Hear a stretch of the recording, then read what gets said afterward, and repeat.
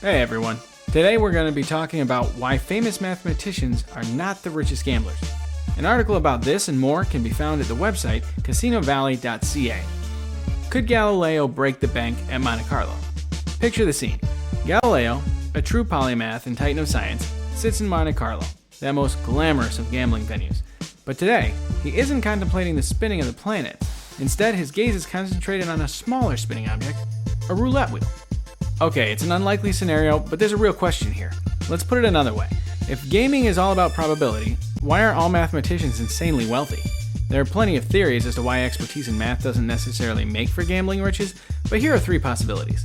Firstly, we just might win big at the casino, but we can't escape our psychology. Secondly, it takes money to make money, and sometimes, just sometimes, there are more important things than cash. But back to Galileo, studying roulette.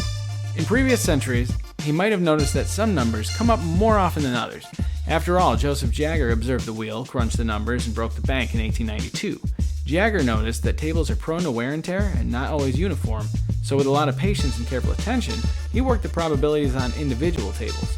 But digital tracking means the casinos now get a heads up over bettors and rebalance the tables, getting the odds back in the favor of the house. So Galileo turns his attention to blackjack. After all, mathematicians have been successful in the game, like the MIT team featured in the movie 21. But Galileo's in 21st century Monte Carlo, and card counting has been well and truly dealt with. The number of decks, the vigilance of pit bosses, and CCTV surveillance mean our genius would have to work very long hours, likely equating to less than minimum wage, to count and bet effectively, and he'd probably be kicked out of the casino first. Basically, and literally in the case of roulette, equilibrium is restored and the casinos have gotten back to their business. The chances of beating the house are not good. Fear and superstition. When gambling against other bettors, there's more to it than probability, there's psychology. And even Galileo is only human. Nick Dandolos, one of the best-known high rollers in gambling history, turned this to his advantage. Legend has it, Nick the Greek took Albert Einstein on a tour of Las Vegas, introducing him as Little Al from Princeton.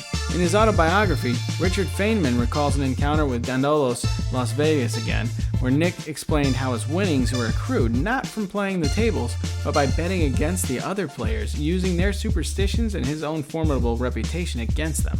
Human psychology can kick in at any point, but maybe especially when the stakes are highest, and when it comes to gambling, that's adrenaline and fear. Fear of a big loss and fear of continuing with strategy when you'll likely need loss after loss before you get to the point of a win.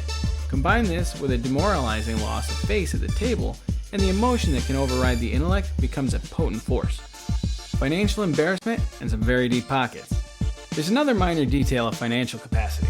If Galileo lived in 18th century Paris, he could have tried any number of strategies to beat the roulette wheel starting to appear in the casinos of the day.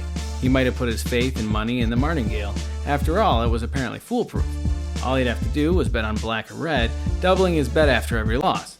Eventually, he'd win back all of his lost money and a profit equal to his original stake. But as we know, solvency is a bit of an issue, and when the stakes required to get far beyond the reach of the player and even of the casino. As Alexandre Dumas put it, the martingale is as elusive as the soul.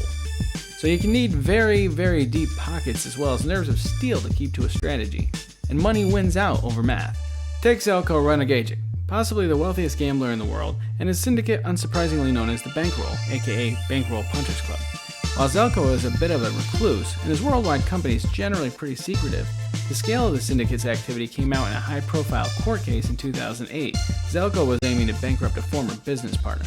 With a declared turnover of $1 billion, Zeljko's syndicate definitely had deep pockets.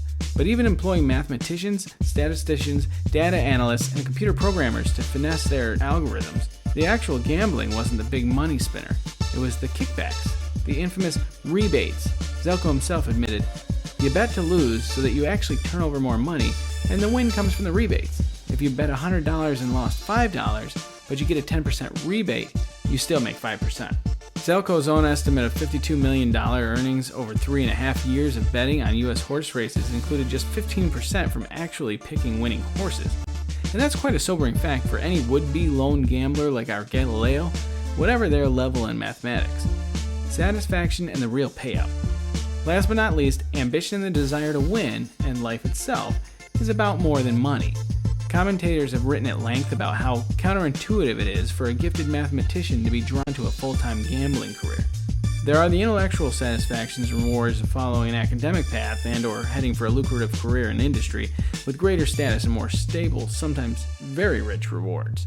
Even for the most successful gamblers, the singular pursuit of money can eventually ring hollow. Zelko's closest friend David Walsh made a fortune from gambling before establishing the Museum of Old and New Art, or MONA, in Hobart. As he wrote in his 2014 autobiography, "It's fair to argue that I built MONA to absolve myself from feeling guilty about making money without making a mark."